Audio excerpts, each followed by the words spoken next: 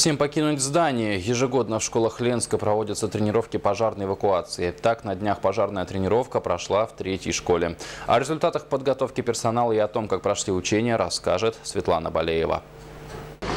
Традиционно в сентябре в рамках месячника безопасности в образовательных учреждениях проводятся тренировки по эвакуации детей и обслуживающего персонала школы в случае возникновения пожара.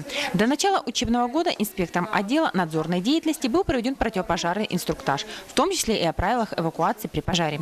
Научить школьников и педагогов действовать слаженно и без паники в любой экстремальной ситуации – это и была цель занятий, организуемых в общеобразовательных учреждениях с сотрудниками МЧС. За учителями у нас закреплено за каждым классом, да, у каждого класса есть свой руководитель. Именно руководитель собирает класс на время эвакуации и безопасно по безопасным эвакуационным путям проводит непосредственно уже своих учеников непосредственно наружу. И далее, когда они стоят наружу, проводит перекличку, все ли у нас учащиеся, которые сегодня пришли, непосредственно находятся в безопасном расстоянии. Легенда тренировок была такова. Было выбрано место предполагаемого пожара. Далее отслеживались действия обслуживающего персонала, что включало в себя задействование систем противопожарной защиты объекта, вызов пожарных подразделений, умение пользоваться первичными средствами пожаротушения, а также непосредственная эвакуация. Хочется отметить, что на 3-й школе в настоящее время эвакуация прошла на оценку хорошо, все эвакуированы вовремя.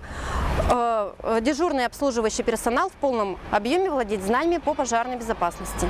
Безопасность детей является основной задачей общеобразовательных учреждений и всего педагогического состава школы. Поэтому тренировки проводятся в разное время года и не только с привлечением сотрудников МЧС, но и самостоятельным составом школ. Светлана Балеева, Алексей Семенов, НВК Саха, Ленск.